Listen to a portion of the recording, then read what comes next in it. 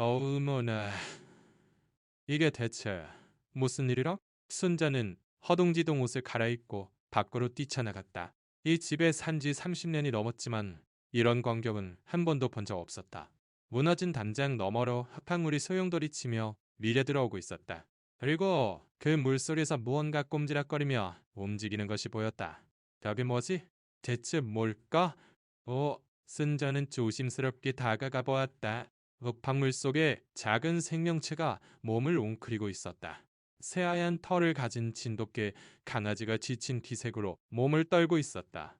2025년 장마가 시작될 무렵 순자는 묵은 먼지를 털어내듯 대문을 닫고 있었다.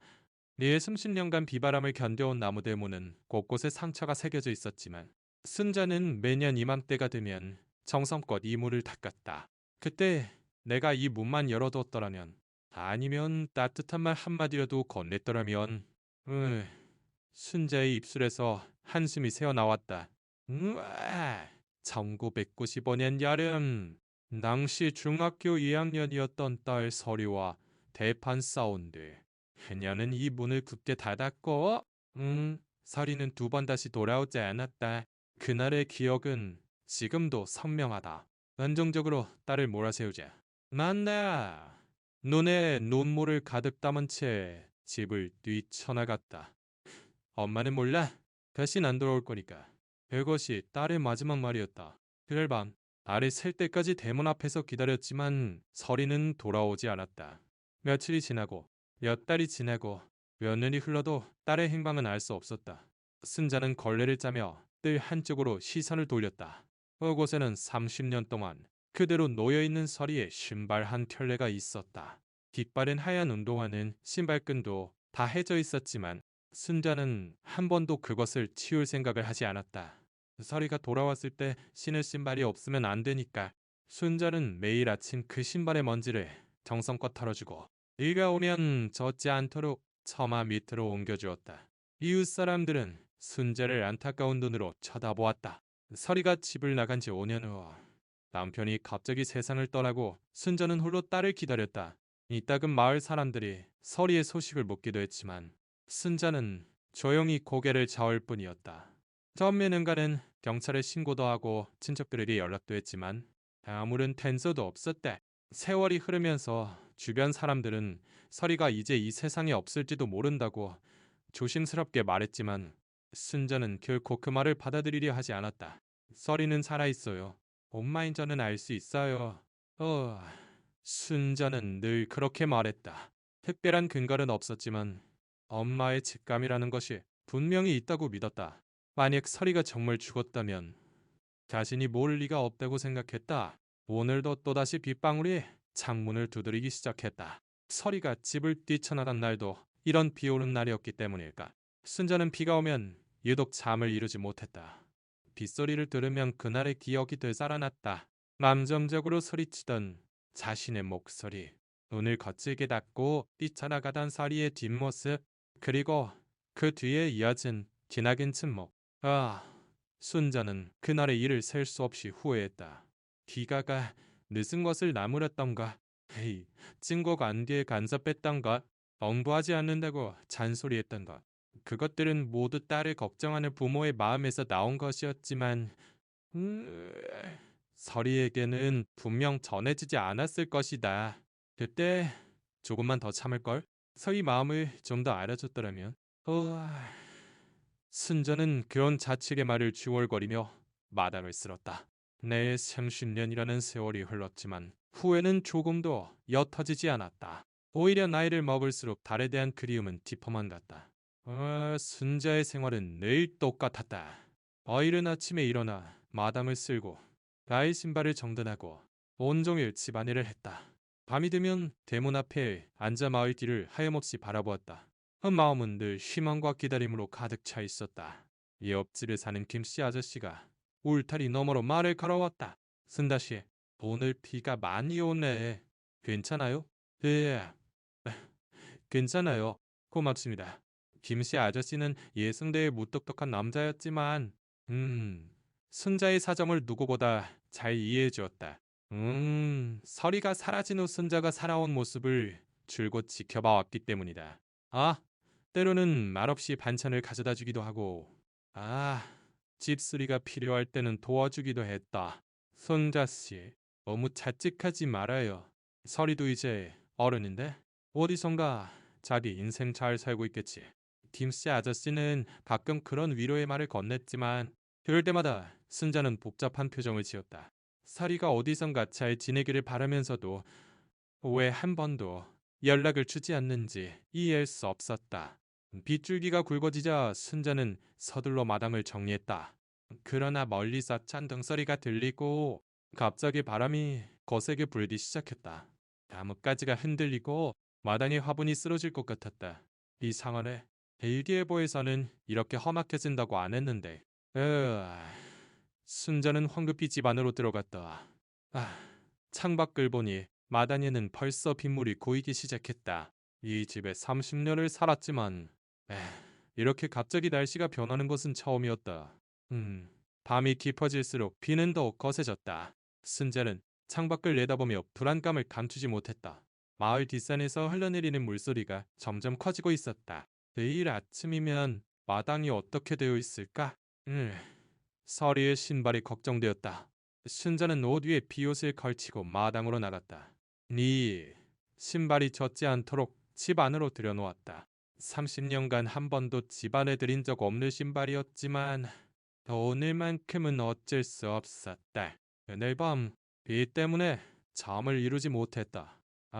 창문을 때리는 빗소리는 마치 누군가 문을 두드리는 것 같았고 그때마다 귀를 기울였다. 혹시 서리가 돌아온 것은 아닐까 하는 희망과 그럴 리 없다는 현실 사이에서 순자의 마음은 흔들렸다. 하늘이 희미하게 밝아올 무렵 비는 그쳐 있었다. 순자는 깜빡 잠이 들었다가 이른 아침에 화들짝 놀라 깨어 서둘러 마당으로 나갔다. 하룻밤 사이에 마당의 모습은 완전히 변해 있었다. 산에서 흘러든 토사로 마당 곳곳이 물바다가 되었고 단장 일부가 물어서 내렸다. 어머네, 이게 대체 무슨 일이람? 순자는 허둥지둥 옷을 갈아입고 밖으로 뛰쳐나갔다. 이곳에 산 지 30년. 이런 일은 처음이었다. 무너진 담장 사이로 걸쭉한 흙탕물이 흘러들고 있었다. 그런데 그 흙방울 속에서 무언가 꼼지락거리며 움직이고 있었다. 저게 뭐지? 대체 뭘까? 순자는 조심스럽게 다가갔다. 흙탕물 속에서 털이 뭉친 동물이 버둥거리고 있었다. 자세히 보니 그것은 한 마리의 진돗개였다. 하얀 털은 지르푸성이었고 작은 몸은 찢어서 웅크리고 있는 듯했다. 순자는 무섭지 않았다.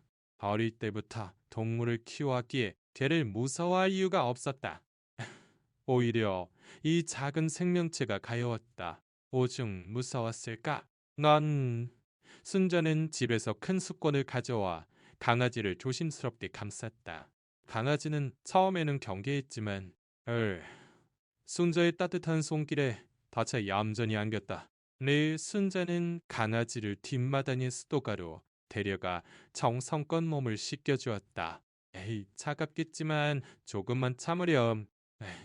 따뜻한 물이 진흙을 씻어내자 빛나는 하얀 털이 드러났다. 멋진 하얀색 털을 가진 순종 진돗개였다. 몸집으로 보아 아직 어린 것 같았지만 그 눈빛은 어딘가 슬픔을 머금고 있었다. 순자는 낡은 담요를 꺼내 마당 한쪽에 깔아주었다. 여기서 좀 쉬렴. 밥도 줄게. 순자는 강아지를 위해 죽을 끓였다. 강아지는 배가 고팠는지 정신없이 한 그릇을 피웠다. 모습을 보니 순자의 마음 한구석이 따뜻해졌다. 사람도 동물도 이렇게 떠내려오는구나. 순자는 강아지를 보며 중얼거렸다. 이 폭풍에 떠내려왔다는 것은 이 아이도 분명 갈 곳 없이 헤매고 있었을 것이다. 30년 전 집을 나간 서리처럼 강아지는 순자가 깔아준 담요 위에서 몸을 말고 스르르 잠이 들었다. 그 모습을 보니 순자는 왠지 모르게 마음이 놓였다. 오랫동안 혼자 살아 너무나 조용했던 집이었지만 이 작은 생명체 하나가 들어오자 집안의 공기가 완전히 달라졌다. 이름이 뭘까? 목줄도 없네. 순자는 강아지의 목 주변을 살폈지만 이름표도 목줄도 보이지 않았다. 주인이 있는 개인지 유기견인지 알 수 없었지만 기운을 차릴 때까지 돌봐주기로 마음먹었다. 그날 오후 다시 김씨 아저씨가 울타리 너머로 말을 걸어왔다. 손자씨, 하단이 엉망이 된대. 당장 고치는 거 도와줄게요. 고맙습니다. 그런데요. 네. 뒤에 한 마리가 떠내려왔어요. 걔요? 머리 좀 봅시다. 김씨 아저씨는 울타리를 넘어 강아지를 보러 왔다. 강아지는 조용히 자고 있었지만 램치 아저씨의 기척에 귀를 쫑긋 세웠다. 진돗개잖아. 혈통 있는 놈 같은데. 주인이 있는 개일 텐데 어쩌다 여기까지. 저도 모르겠어요. 폭풍에 떠내려왔나 봐요. 지쳐서 몸 상태도 안 좋아 보였고요. 김씨 아저씨는 고개를 끄덕였다. 요즘 개를 버리는 사람도 많다는 뉴스를 본 적이 있었다. 아니면 정말로 폭풍의 주인을 잃었을 수도 있다. 뭐 며칠 지켜보면서 주인이 찾으러 오는지 기다려 봅시다. 만약 안 오면 순자 씨가 키워도 괜찮지 않겠어요? 정말요? 그런데 이름은 뭐라고 부르죠? 털이 하얀색이니까 흰둥이라고. 흰둥이는 어때요? 응? 순자는 그 이름이 무척 마음에 들었다. 소박하고 친근한 이름이었다. 흰둥이. 오늘부터 네 이름은 흰둥이야. 순자의 목소리에 강아지는 작게 꼬리를 흔들었다. 같이 자기 이름을 알아들은 것 같았다. 그날 밤 순자는 흰둥이가 걱정되어 몇 번이고 마당에 나가 상태를 살폈다. 다행히 흰둥이는 담요 위에서 새근새근 잘 자고 있었다. 순자는 흰둥이를 바라보며 이상한 기분이 들었다. 30년간 혼자 살아왔는데 갑자기 돌봐야 할 생명체가 나타나자 마음 한구석이 따뜻해지고 있었다. 다음 날 아침 순자는 흰둥이의 상태를 보러 갔다. 흰둥이는 훨씬 기운을 차린 모습이었다. 다행히 큰 문제는 없었고 하룻밤 푹 자고 체력을 회복한 듯했다. 많이 좋아졌네. 밥 먹자. 와. 순자는 다시 죽을 끓여 흰둥이에게 먹였다. 흰둥이는 어제보다 차분하게 얌전히 먹었다. 순자는 그런 흰둥이가 사랑스러워 견딜 수 없었다. 식사가 끝나자 흰둥이는 갑자기 대문 쪽으로 걸어갔다. 그리고 대문 앞에 앉아 가만히 밖을 내다보고 있었다. 순자는 주인을 찾고 있는 것은 아닌지 걱정이 되었다. 주인 아저씨가 그립니? 보고 싶은 거구나. 하지만 흰둥이는 한동안 문을 바라보다가 이어 순자 쪽으로 돌아섰다. 그리고 순자의 발치에 머리를 기대고 앉았다. 네. 순자는 흰둥이의 머리를 쓰다듬으며 가슴이 저며오는 것을 느꼈다. 그때였다. 대문 쪽에서 바스락거리는 소리가 났다. 순자는 고개를 들어 대문 쪽을 보았다. 바람에 무언가 날아온 듯했다. 뭘까? 순자는 일어나 대문 쪽으로 걸어갔다. 논지방에 흑백 사진 한 장이 떨어져 있었다. 순자는 그 사진을 주워들고 떨어지게 쳐다보았다. 그 순간, 순자의 손이 떨리기 시작했다. 사진에는 어린 서리와 자신이 함께 찍혀 있었다. 서리가 중학생이 되기 전 아직 모녀 관계가 좋았던 시절의 사진이었다. 이건 왜 여기에? 순자는 사진을 든 채 흰둥이를 보았다. 흰둥이는 조용히 앉아 순자를 바라보고 있었다. 그 눈빛에는 무언가 깊은 의미가 담겨 있는 듯했다. 순자는 떨리는 손으로 다시 한번 사진을 확인했다. 님없이 자신과 서리가 함께 찍은 사진이었다. 어린 서리와 마당에서 함께 웃고 있는 사진. 하지만 이 사진은 집안 책장 깊숙한 곳에 넣어두었을 텐데. 이상하다. 왜 이 사진이 여기에? 순자는 당황하며 사진을 뒤집었다. 그 순간 심장이 멎는 것 같았다. 사진 뒷면에는 낡은 연필로 쓴 글씨가 있었다. 나 아직 기다려주시나요? 서울 은평구의 작은 방에서 순자는 그 자리에 주저앉았다. 이 필자는 틀림없이 서리의 것이었다. 그것은 서리가 사라지고 5년 뒤인 2000년에 쓰인 것이었다. 그렇다면 에, 그때까지 서리는 살아 있었던 것이다. 설아, 설아, 우리 설이가 살아 있었구나. 응. 순자는 사지를 가슴에 품고 소리내어 울었다. 수십 년간 품어온 그리움, 걱정, 그리고 후회가 한꺼번에 터져나왔다. 설이가 살아있다. 그것만으로도 충분했다. 린둥이가 순자에게 다가와 조용히 앉았다. 마치 순자를 위로하듯 그 몸에 머리를 기댔다. 리유의 순자는 흰둥이의 머리를 쓰다듬으며 겨우 마음을 진정시키려 했었다. 흰둥아, 이 사진이 왜 여기에 있었을까? 네가 가져온 거니? 음. 흰둥이는 순자를 올려다보며 작게 꼬리를 흔들었다. 물론 걔가 대답할 리는 없지만 순자는 이 모든 것이 우연이 아니라고 느꼈다. 흰둥이가 폭풍우 치던 날 나타난 것도, 이 사진이 갑자기 대문 앞에 나타난 것도 모든 것이 기적처럼 느껴졌다. 순자는 다시 한번 사진을 자세히 보았다. 은평구라는 지명이 눈에 들어왔다. 서울의 항구였다. 그렇다면 2000년 당시 설이는 그곳에 살고 있었던 것이다. 은평구. 으이, 서울에 살았구나. 설이가 서울로 갔을 것이라고 막연히 추측은 했지만 구체적인 지명을 알게 되자 순자의 마음은 혼란스러웠다. 2000년은 벌써 25년 전의 일이다. 아, 지금은 어디서 살고 있을까? 니. 순자는 사진을 가슴에 품고 집으로 들어갔다. 인둥이도 뒤를 따랐다. 순자는 서랍에서 서리와 관련된 물건들을 꺼냈다. 서리의 중학교 교복, 일기장, 그리고 함께 찍은 다른 사진들, 모든 것이 소중하게 보관되어 있었다. 역시 이상해. 이 사진은 분명히 여기 있었는데. 순자는 앨범 속을 찾아봤지만 방금 대문 앞에서 발견한 사진은 어디에도 없었다. 마치 누군가 한 번 꺼내갔다가 다시 돌려놓은 것 같았다. 하지만 그럴 리가 없었다. 이 집에는 순자 혼자 살고 있었고 김씨 아저씨 외에는 집에 들어오는 사람이 없었다. 순자는 흰둥이를 보았다. 흰둥이는 조용히 앉아 순자를 바라보고 있었다. 그 눈에는 무언가 특별한 것이 깃들어 있었다. 마치 모든 것을 알고 있는 것처럼. 헨동아, 너 뭔가 알고 있니? 네 손자가 묻자. 네 흰둥이는 스르르 일어나 다시 대문 쪽으로 걸어갔다. 그리고 대문 앞에 앉아 가만히 밖을 내다보고 있었다. 순자는 흰둥이의 행동이 신경 쓰여 뒤를 따랐다. 뭘 보고 있니? 순자는 흰둥이가 바라보는 곳을 보았지만 특별히 달라진 것은 없었다. 늘 보던 마을 길이 있을 뿐이었다. 하지만 흰둥이는 그 방향을 계속해서 뚫어지게 바라보고 있었다. 그때 김씨 아저씨가 나타났다. 순자씨, 무슨 일 있어요? 표정이 이상한데. 순자는 김씨 아저씨에게 사진을 보여주며 사정을 설명했다.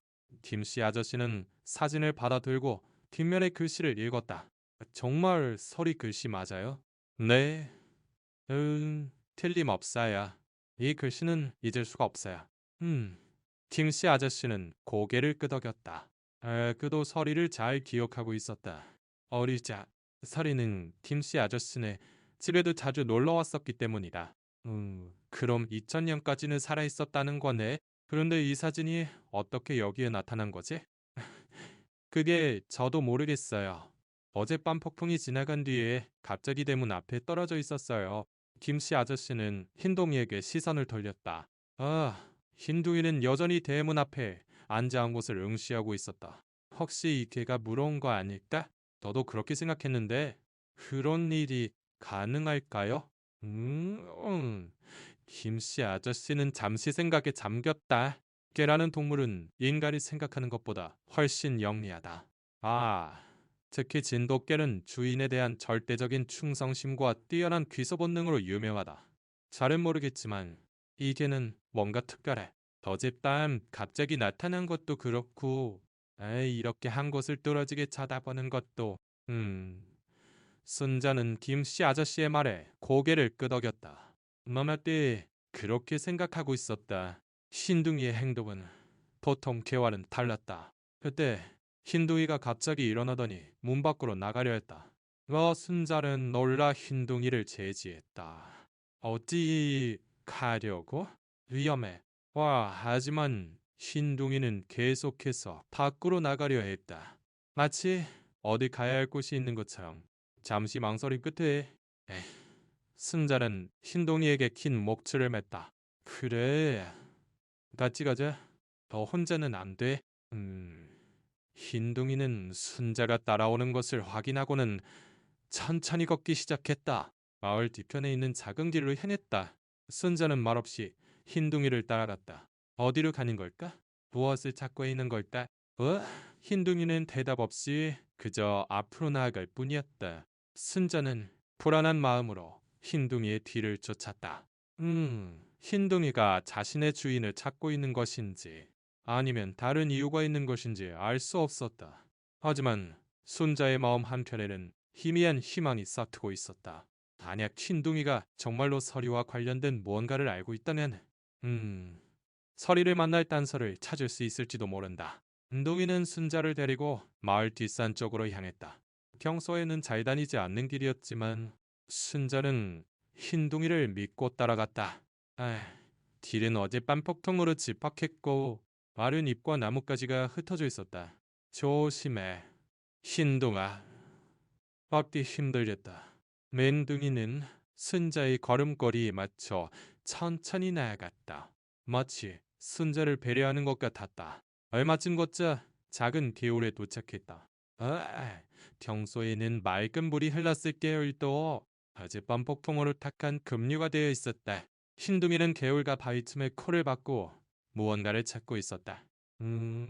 순자는 그 행동을 신기하게 바라보았다. 뭘 찾고 있는 걸까? 그때 흰둥이가 바위 틈에서 무언가를 물고 나왔다.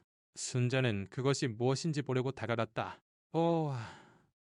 흰둥이가 물고 있는 것은 물에 젖어 너덜너덜해진 종이 한 장이었다. 그게 뭐니? 순자는 흰둥이에게서 종이 조각을 받아 조심스럽게 펼쳤다. 물에 번져 글씨가 희미했지만 겨우 읽을 수 있는 부분이 있었다. 그 글씨를 읽고 순자는 말을 잃었다. 넌게 이설이라고 적힌 진료 카드의 일부였다. 환자 이름에는 이설이라고 적혀 있었고 날짜는 2000년 9월이었다. 순자는 떨리는 손으로 그 종이 조각을 움켜쥐었다. 2000년 9월. 아까 사진 뒷면의 글씨와 같은 시기잖아. 내일 순자는 종이 조각을 자세히 보았다. 진료 과목은 젖어서 읽을 수 없었지만 릴림없이 서리의 이름이 적힌 진료 카드였다. 그렇다면 2000년 당시 서리는 아파서 병원에 다녔던 것이다. 서리가 아팠다고 순자의 가슴이 조여왔다. 알이 아플 때 곁에 있어주지 못했다는 죄책감이 밀려왔다. 서리가 혼자 병원에 가고 혼자 아픔을 견뎠을 것을 생각하니 가슴이 찢어질 것 같았다. 순자가 종이 조각을 바라보는 동안에도 흰둥이는 다시 개울가를 뒤지기 시작했다. 마치 더 찾아낼 것이 있다는 듯이 순자는 흰둥이의 행동을 신기한 마음으로 지켜보았다. 흰둥아, 너는 어떻게 이런 걸 찾아낼 수 있는 거니? 네 이유에 흰둥이는 순자 쪽을 힐끗 보더니 다시 바위 틈을 뒤지기 시작했다. 얼마 후, 흰둥이는 또 다른 것을 물고 왔다. 이번에는 플라스틱 카드 같은 작은 것이었다. 순자는 그것을 받아 진액을 닦아냈다. 그것은 한 장의 학생증이었다. 서리가 다니던 고등학교의 학생증이었다. 사진 속의 서리는 아직 어렸지만 중학생 때보다 훨씬 어른스러워 보였다. 고등학교 학생증. 서리가 고등학교에 다녔구나. 순자는 안도의 한숨을 내쉬었다. 적어도 서리가 학업을 포기하지는 않았던 것이다. 학생증 발급일을 보니 1998년이었다. 서리가 집을 나간 지 3년 후의 일이었다. 순자는 혼란스러웠다. 왜 이런 물건들이 이런 곳에 있는 걸까? 서리가 이곳에 온 적이 있었던 걸까? 아니면 다른 이유가 있는 걸까? 이제 끝이네. 더는 없는 거야. 흰둥이는 순자를 보고 꼬리를 흔들었다. 그리고 다시 개울가를 뒤지기 시작했다.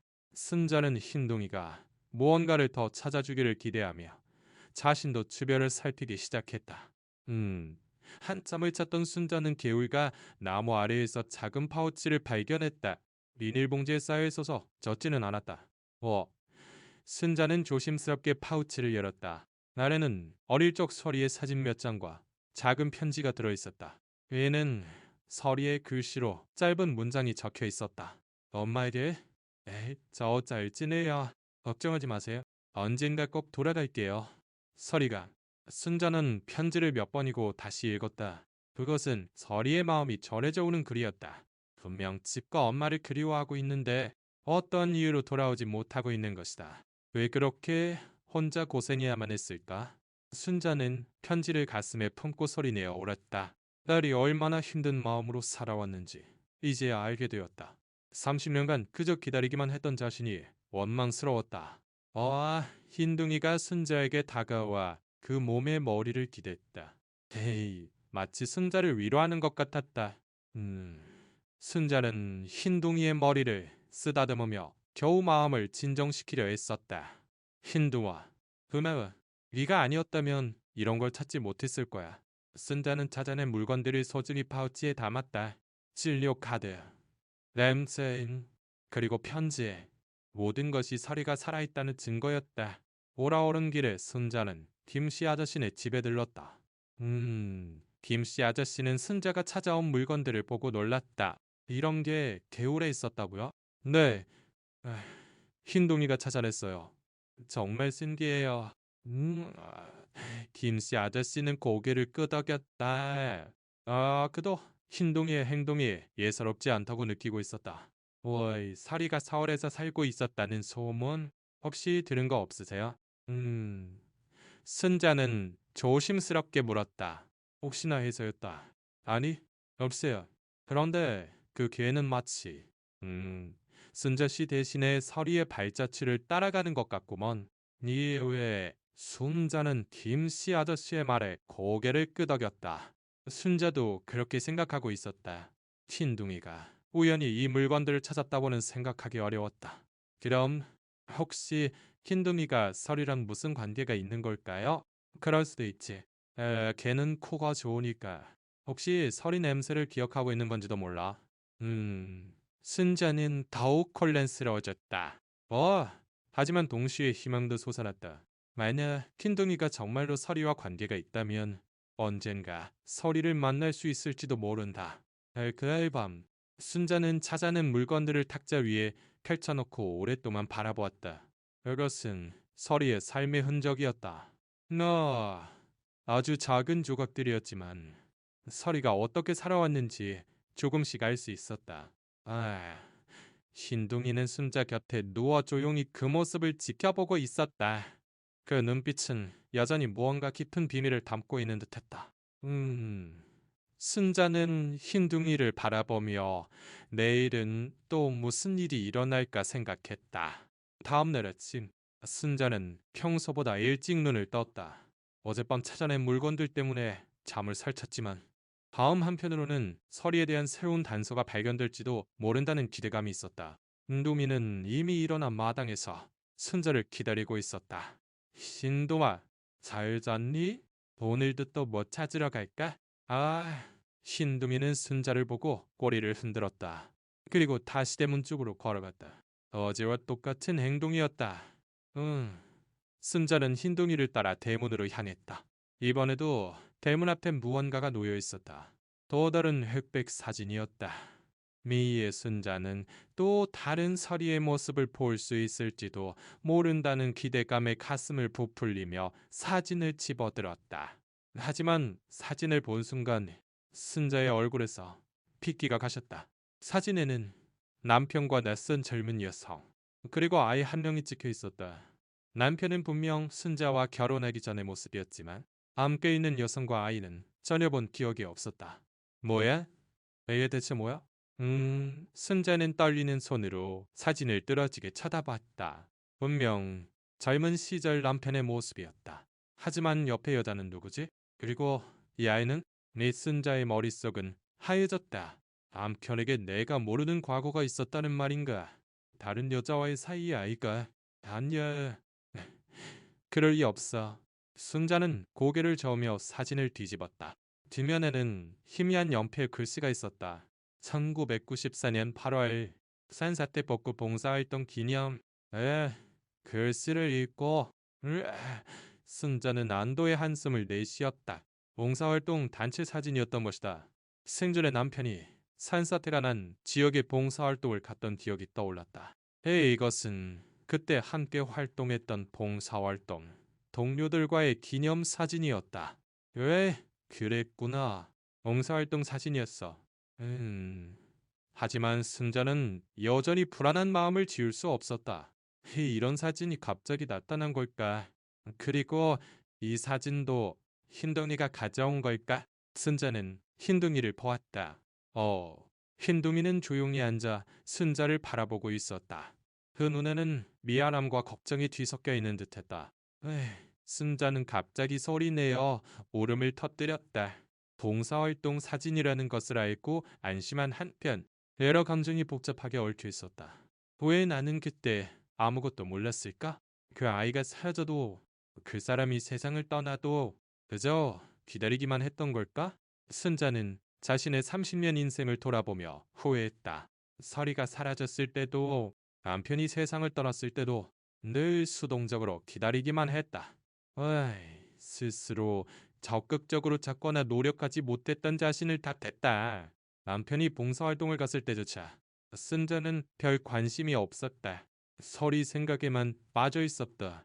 남편이 누구와 어떤 일을 하고 얼마나 큰 보람을 느꼈는지 물어보려 하지도 않았다.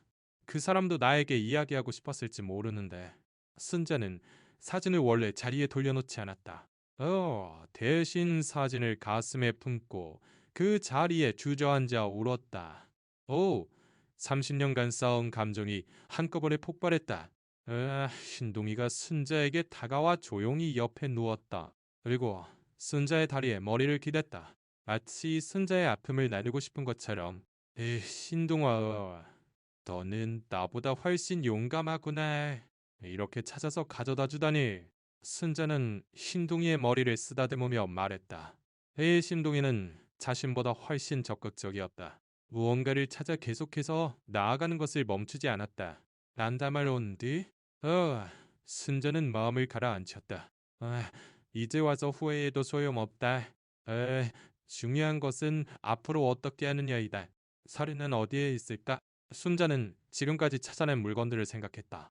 2000년경의 사진과 편지, 진료카드, 학생증 모두 20년도 더 된 것들이다. 지금 서리는 어디서 무엇을 하고 있을까? 순자는 일어나 집으로 들어갔다. 흰둥이도 뒤를 따랐다. 니나는 다시 한번 찾아낸 물건들을 정리했다. 아직 놓치고 있는 단서가 있을지도 모른다고 생각했기 때문이다. 응? 그때 김씨 아저씨가 찾아왔다.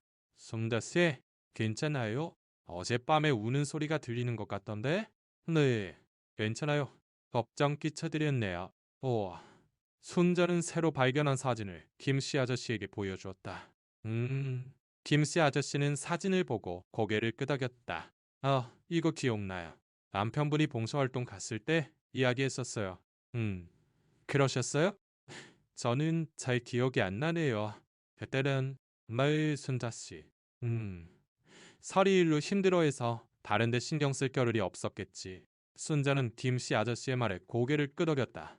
분명 그때는 설이 생각으로 머릿속이 가득 차서 다른 것은 생각할 수도 없었다. 그런데 이 사진도 흰둥이가 가져온 거예요. 아마도요. 신기하게도 매일 아침 무언가가 대문 앞에 놓여 있어요. DMC 아저씨는 흰둥이를 보았다. 흰둥이는 조용히 앉아 있었다. 이 개는 정말 특별하네. 보통 개랑은 달라. 왜? 순자도 그렇게 생각하고 있었다. 흰둥이는 분명 특별한 개였다. 하지만 왜 이런 일을 하는지, 그 목적이 무엇인지는 알 수 없었다. 흰도와 너는 정말 뭘 하고 싶은 거리?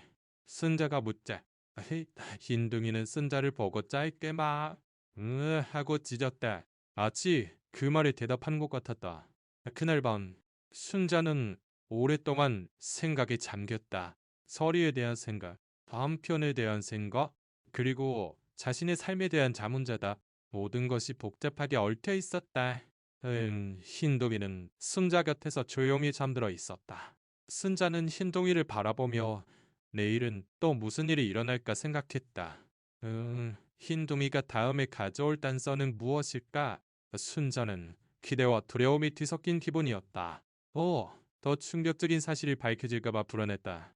하지만 서리를 만나기 위해서라면 어떤 진실이든 받아들일 각오가 되어 있었다. 다음 날 아침, 순자는 흰둥이가 없어진 것을 깨달았다. 평소와 달리 마당에도 집안에도 흰둥이의 모습이 보이지 않았다. 순자는 황급히 집 주변을 찾아다녔지만 흰둥이는 어디에도 없었다. 흰둥이? 흰둥아? 순자는 흰둥이의 이름을 부르며 온 동네를 찾아 헤맸다. 혹시 사라져버린 것은 아닐까? 불안한 마음이 밀려왔다. 서리의 흔적을 찾는데 도움을 주던 흰둥이가 사라져버리면 더 이상 단서를 찾지 못할지도 모른다. 지쳐서 찾아다니던 순자는 집으로 돌아왔다. 그러자 대문 앞에 흰둥이가 조용히 앉아 있었다. 그의 입에는 무언가를 물고 있었다. 에이, 흰둥아. 헤이, 어디 갔었어? 걱정했잖아. 순자는 안도의 한숨을 내쉬며 흰둥이에게 다가갔다. 흰둥이가 물고 있는 것은 녹슨 작은 쇠 상자였다. 뚜껑은 단단히 닫혀있어 안에 무엇이 들었는지 알 수 없었다. 이번엔 머리? 어디서 찾아온 거야? 순자는 새 상자를 받아들고 집으로 들어갔다. 앤동이도 뒤를 따랐다. 순자는 새 상자 뚜껑을 열려고 했지만 녹이 슬어 쉽게 열리지 않았다. 한참을 씨름한 끝에 새 상자가 열렸다. 안에는 몇 가지 물건이 들어있었다. 남네넌 고등학교 학생증, 작은 손수건, 그리고 편지 한 통. 순자는 떨리는 손으로 편지를 꺼냈다. 그것은 서리의 글씨로 쓰인 편지였다. 순자는 편지를 펼쳐 읽기 시작했다. 엄마에게, 저는 살아있어요. 서울에서 어른이 되었고, 결혼도 했어요. 순자는 한 번 편지에서 눈을 뗐다. 서리가 결혼했다는 내용에 놀랐기 때문이다. 발이 어른이 되어 가정을 꾸렸다는 것이 믿기지 않았다. 하지만 엄마를 뵐 용기가 없었어요. 오랜 시간이 흘렀는데도 여전히 무서웠어요. 그래도 엄마를 사랑해요. 편지는 계속되었다. 그때 저는 너무 어렸어요. 엄마의 마음을 이해하지 못했어요. 엄마의 말씀은 전부 저를 걱정해서 하신 거였는데 그걸 몰랐어요. 죄송해요. 순자는 편지를 읽으며 눈물을 흘렸다. 서리 또한 후회하며 살아왔다는 것을 알 수 있었다. 엄마 생신 때 몇 번 집 근처까지 갔었어요. 하지만 문을 두드릴 용기가 나지 않았어요. 엄마가 저를 미워하실까봐, 용서받지 못할까봐 무서워서요. 편지의 내용에 순자의 가슴은 찢어질 것 같았다. 딸이 그렇게 가까이까지 왔었다니 믿을 수 없었다. 그렇게 가까이 있었는데 만나지 못했다니. 하지만 엄마, 저는 엄마가 아직 저를 기다려주신다는 걸 알아요. 말 아는 분을 통해 들었어요. 마당에 제 신발을 계속 놓아두신다는 것도요. 순자는 고개를 끄덕였다. 우와, 서리는 모든 것을 알고 있었던 것이다. 편지 마지막에는 날짜가 적혀 있었다. 2024년 2월 5일 은평구에서. 순자는 편지를 다 읽고 새 상자를 가슴에 품고 울음을 터뜨렸다. 우리 딸이 이렇게나 전하고 싶어 했구나. 순자는 자신이 얼마나 어리석었는지 깨달았다. 설이는 용서를 구하고 있었는데 자신은 그저 기다리기만 했다. 직접 찾아 나섰어야 했는데 그러지 못했다. 흰둥이가 순자에게 다가와 그 몸에 머리를 기댔다. 순자는 흰둥이를 보며 말했다. 야, 흰둥아, 고마워. 네가 아니었다면 이렇게 소중한 것을 찾지 못했을 거야. 순자는 다시 한번 편지를 읽었다. 그것은 서리의 마음이 모두 담긴 편지였다. 서리가 얼마나 고민하고 고통스러워했는지 전해져 왔다. 그런데 이 편지가 왜 여기에? 순자는 의아했다. 서리가 보낸 편지라면 우편으로 왔을 텐데 왜 새 상자에 들어 있었을까? 순자는 새 상자를 자세히 보았다. 상자 바닥에 작은 글씨가 새겨져 있었다. 린다 하이 순자는 기억해냈다. 그것은 서리가 어릴 적에 가지고 놀던 보물 상자였다. 서리가 소중한 것을 넣어두던 상자. 하지만 서리가 집을 나갈 때 이 상자도 가져갔을 텐데. 그럼 서리가 직접 여기에 묻은 걸까? 순자는 깨달았다. 서리는 집에 돌아올 용기는 없었지만 편지를 전하고 싶어서 몰래 여기에 묻었던 것이다. 하지만 왜 이제 와서 발견된 걸까? 순자는 흰둥이를 보았다. 이 쇠 상자를 찾아낸 것은 흰둥이였다. 마치 서리 대신 전해주고 있는 것 같았다. 그때 김씨 아저씨가 찾아왔다. 순자씨, 너 뭘 찾았어요? 순자는 김씨 아저씨에게 편지를 보여주었다. 김씨 아저씨는 편지를 읽고 고개를 끄덕였다. 서리도 힘들었겠네. 이렇게 소가리를 하고 있었다니. 에이, 그런데 신기하네. 왜 이 편지가 이제 와서 나왔을까? 저도 모르겠어요. 서리가 너무 깊이 묻어서 평소에는 못 찾다가 이번 폭풍에 헬기 쓸려 나가면서 드러난 걸지도 모르겠네요. 김씨 아저씨의 말은 그럴듯하게 들렸다. 서리가 오래전에 묻어둔 새 상자가 폭풍 때문에 집표면으로 드러났을지도 모른다. 그럼 서리는 지금 어디에? 으이, 이 편지도 좀 지난 거잖아. 모르겠어요. 하지만 틀림없이 살아있어요. 그리고 순자 씨를 계속 생각하고 있고요. 순자는 고개를 끄덕였다. 아이씨를 통해 서리의 마음을 알 수 있었다. 자신이 서리를 생각하는 것만큼이나 서리도 자신을 생각하고 있었다는 것을. 소라, 엄마도 너를 용서한단다. 미안하다. 어이. 순자는 편지를 가슴에 품고 중얼거렸다. 이제야 진정한 의미의 대화가 시작된 것이다. 흰둥이는 순자가 편지를 읽는 동안 조용히 기다리고 있었다.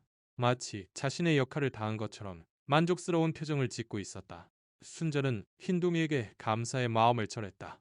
흰둥이가 아니었다면, 이 소중한 편지를 찾지 못했을 테니까.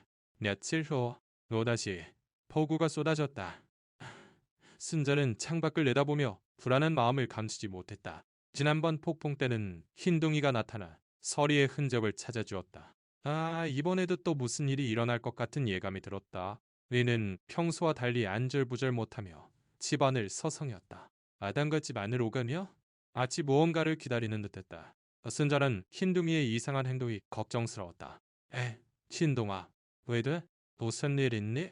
흰둥이는 순자를 보고 낑낑거렸다. 무언가를 전하고 싶어 하는 것 같았다. 그리고 갑자기 대문 쪽으로 달려가 맹렬하게 짖기 시작했다. 미에 순자는 놀라 흰둥이의 뒤를 쫓아 대문으로 향했다. 하지만 밖에는 아무도 없었다. 그저 피만 쏟아질 뿐이었다. 왜 짖는 거야? 아무도 없는데. 하지만 흰둥이는 한 곳을 향해 계속해서 짖어댔다. 그것은 마을 외곽에 있는 배역 방향이었다. 순자는 흰둥이가 바라보는 곳을 보았지만 뒤 때문에 아무것도 보이지 않았다. 일은 점점 더 거세졌다. 흰둥이의 울음소리도 더욱 절박해졌다. 순자는 흰둥이의 행동이 예사롭지 않다고 느꼈다. 왜냐하면 지금까지 흰둥이가 보여준 행동에는 모두 의미가 있었기 때문이다. 무슨 일이 있는 걸까? 순자는 망설였다. 이런 폭풍 속에 밖으로 나가는 것은 위험하다. 하지만 흰둥이의 모습을 보니 무언가 중대한 일이 벌어지고 있는 것 같았다. 흰둥이는 순자를 향해 짖으며 문 밖으로 나가려 했다. 순자를 어딘가로 데려가고 싶은 듯했다. 순자는 망설였지만 결국 비옷을 입고 흰둥이를 따라가기로 결심했다. 알았어. 가자. 네가 그렇게 하고 싶다면. 순자는 천천히 흰둥이의 뒤를 따랐다. 흰둥이는 순자가 따라오는 것을 확인하고는 앞장서서 걷기 시작했다. 빗속에서 흰둥이는 망설임 없이 길을 나아갔다. 마을 외곽으로 이어지는 길은 평소에도 인적이 드문데 이런 폭풍 속에서는 더욱 위험했다. 순자는 마음을 다잡고 한 걸음 한 걸음 조심스럽게 걸었다. 흰동아, 어디 가니? 너무 멀리 가지 마. 하지만 흰둥이는 멈추지 않았다. 마치 정해진 목적지가 있는 것처럼 앞으로 나아갈 뿐이었다. 순자는 숨이 차고 다리도 아팠지만 그래도 흰둥이를 따라갔다. 얼마쯤 걷자 여기 보였다. 오래전에 폐쇄된 작은 역이었다. 에이, 지붕은 반쯤 무너져 내렸고 잡초가 무성했다. 내 순자는 이곳에 온 것이 무척 오랜만이라고 생각했다. 흰둥이는 빼역 안으로 들어갔다. 순자도 뒤를 따랐다. 다행히 비를 피할 수 있었다. 하지만 왜 흰둥이가 자신을 이곳으로 데려왔는지 알 수 없었다. 무슨 일로 여기에? 순자가 주위를 둘러보고 있을 때 흰둥이가 갑자기 옆 벤치를 향해 짖었다. 순자는 흰둥이가 바라보는 곳을 보았다. 그 순간 순자는 자신의 눈을 의심했다. 폐역 벤치에 사람이 앉아 있었다. 미안의 여성이었다. 빗속에서 조용히 앉아 있었다. 순자의 심장이 두근거리기 시작했다. 희미한 희망이 가슴속에 피어올랐기 때문이다. 순자는 조심스럽게 그 여성에게 다가갔다. 순자의 발소리를 알아채고 여성이 고개를 들었다. 그 순간, 순자는 시간이 멈춘 것 같았다. 네 30년이라는 세월이 흘렀지만 그 얼굴은 낯이었다. 설? 애니? 순자의 목소리가 떨렸다. 믿을 수 없다는 표정으로 여성을 바라보았다. 여성의 눈에도 순식간에 눈물이 차올랐다. 엄마. 설이는 고개를 끄덕였다. 순자는 다리에 힘이 풀려 주저앉을 뻔했다. 40년간 기다려온 딸이 지금 눈앞에 있었다. 정말 설이니? 왜? 응, 나의 엄마. 설이의 목소리도 눈물에 젖어 있었다. 순자는 설이에게 다가가 그 얼굴을 뚫어지게 쳐다보았다. 이 세월의 흐름이 느껴졌지만 틀림없는 자신의 딸이었다. 엄마, 결혼해서 잘 살고 있었는데 엄마 앞에 나설 용기가 없어서 엄마가 나를 미워할까봐 대문 앞에조차 서지 못했어. 설이는 울면서 말했다. 순자는 설이의 손을 잡았다. 따뜻한 딸의 손이었다. 이와하다니 그럴 리가 있니? 엄마야말로 미안하다. 그때는 네 마음을 몰라줬어. 순자도 울었다. 30년간 쌓아온 감정이 한꺼번에 폭발했다. 흰둥이가 나를 여기로 데려왔어. 신기하게도 흰둥이가 나를 찾아냈어. 설이는 흰둥이를 보며 말했다. 니는 조용히 앉아 두 사람의 재회를 지켜보고 있었다. 흰둥이가 너를 찾았다고? 며칠 전부터 내 주위를 맴돌더니 오늘 나를 여기까지 데려왔어. 마치 엄마를 만나게 해주고 싶은 것처럼. 순자는 흰둥이를 보았다. 마치 흰둥이가 이 모든 것을 계획한 것 같았다. 설이의 흔적을 하나씩 가져다주고 그리고 마지막에는 설이 본인을 데려온 것이다. 순자는 무릎을 꿇고 딸을 힘껏 안았다. 30년간 기다려온 순간이었다. 네가 건강하게만 있어주면 그것만으로도 충분해. 설아, 이제부터는 같이 살자. 엄마.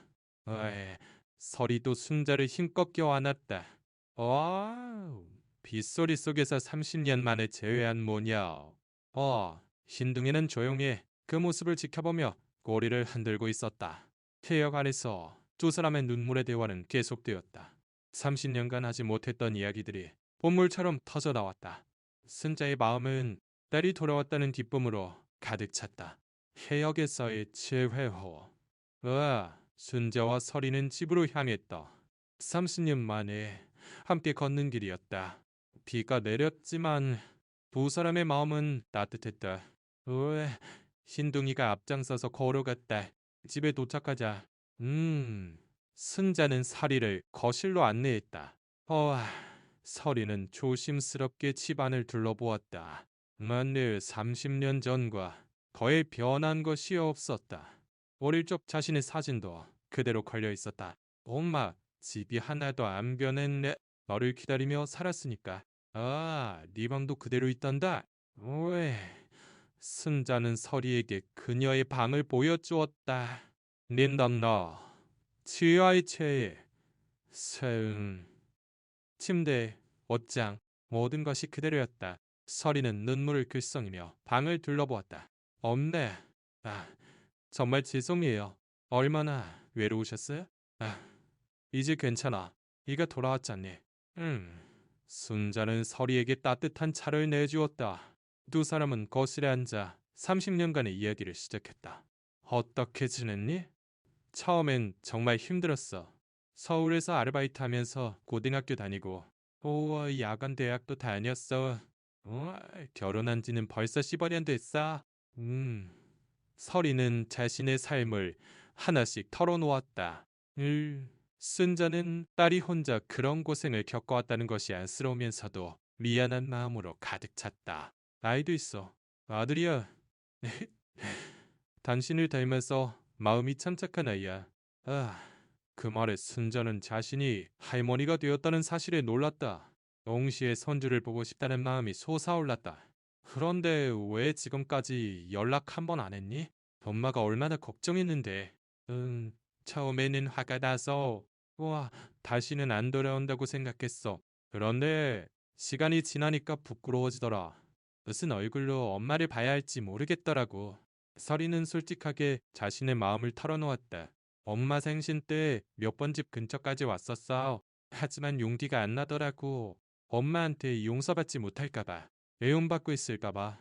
바보같이. 엄마가 너를 미워한 적은 단 한 번도 없었어. 순자는 서리의 손을 힘껏 잡았다. 한 달이 얼마나 자신을 탓하며 살아왔는지 전해줘왔다. 그때 흰둥이가 다가와 두 사람 사이에 앉았다. 순자와 서리는 흰둥이를 보았다. 흰둥이는 정말 신기해. 어떻게 나를 찾았을까? 내 냄새를 맡고 찾아온 걸까? 나도 모르겠어. 하지만 흰둥이를 보고 있으면 뭔가 특별한 게 느껴져. 모든 걸 알고 있는 듯한 눈을 하고 있잖아. 순자도 그렇게 생각하고 있었다. 흰둥이는 보통 개가 아니었다. 마치 하늘에서 온 사자 같았다. 혹시 아버지가 보내주신 걸까? 서리가 조심스럽게 말했다. 순자는 깜짝 놀라 서리를 보았다. 아버지 돌아가신 거 알아. 아버지 장례식 때 몰래 왔었어. 멀리서 보기만 했지만 순자는 서리가 남편의 장례식에 왔었다는 사실에 놀랐다. 그때도 엄마한테 인사하고 싶었는데 에이, 용기가 안 났어. 서리가 혼자 얼마나 힘들었을지 알 수 있었다. 아버지의 죽음을 혼자 슬퍼했을 딸의 마음을 생각하니 가슴이 미어졌다. 며칠 후 서리는 순자의 집에 머물기로 했다. 남편에게 모든 것을 이야기했고 남편도 그녀의 결정을 이해해 주었다. 이제부터는 휴가 때마다 돌아올게요. 엄마 혼자 두지 않을 거야. 나 서리는 순자에게 약속했다. 순자는 그 약속이 너무나 고마웠다. 마당에는 서리의 새 신발이 더해졌다. 30년간 한 켤레만 외롭게 놓여있던 낡은 온도와 옆에 깨끗한 신발이 나란히 놓였다. 김씨 아저씨가 울타리 너머로 말했다. 손다씨, 에이 정말 잘 됐네. 서리가 돌아와서 네? 모두 이 아이 덕분이에요. 이 아이는 한 사람만 데려온 게 아니에요. 가족을 되찾아준 거예요. 김씨 아저씨의 말은 옳았다. 리유의 신동이는 단지 서리를 데려온 것이 아니었다. 없어졌던 가족을 다시 이어준 것이다. 순자는 흰둥이를 껴안으며 말했다. 너는 우리 가족이야. 우리를 다시 함께하게 해줬으니까. 흰둥이는 순자의 품에서 만족스럽게 꼬리를 흔들었다. 마치 자신의 임무를 다한 것처럼. 서리도 흰둥이를 쓰다듬으며 말했다. 신동이, 정말 고마워. 네가 아니었다면 엄마랑 다시 만나지 못했을 거야.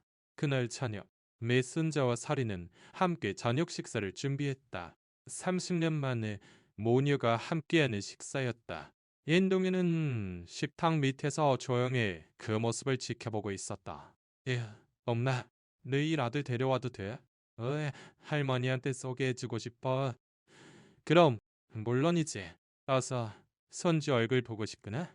내 손자는 손주를 만날 생각에 마음이 설렜다. 설이도 자신의 아들이 할머니를 만나는 것을 기대하고 있었다. 그해 여름, 손자의 집에는 다시 따뜻한 햇살이 비치기 시작했다. 30년간 굳게 닫혀있던 마음의 문이 활짝 열렸다. 집 안에는 웃음소리가 울려 퍼졌다. 와, 흰둥이는 마당 한쪽에서 평화롭게 잠들어 있었다. 더 이상 무언가를 찾아 헤맬 필요가 없었다. 해야 할 일을 모두 마쳤기 때문이다. 순자는 창밖으로 마당을 내다보았다. 서리의 새 신발과 낡은 운동화가 나란히 놓여있고 평화롭게 잠든 흰둥이의 모습이 보였다. 정말 기적이야. 순자는 혼자 그렇게 중얼거렸다. 수십 년간 기다려온 기적이 마침내 일어난 것이다. 와, 흰둥이가 가져온 것은 단순한 사진이나 편지가 아니었다. 그것은 사랑과 용서, 그리고 가족의 새로운 시작이었다. 그날 밤, 순자는 몇 년 만에 처음으로 깊은 잠을 잤다. 더 이상 외롭지 않았다. 딸이 돌아왔고 흰둥이가 곁에 있었고 이제는 손주도 만날 수 있었다. 네, 순자의 길고 긴 기다림은 마침내 끝을 고했다. 흰둥이는 꿈속에서도 꼬리를 흔들고 있었다. 마치 자신이 일으킨 기적의 꿈을 꾸고 있는 것처럼.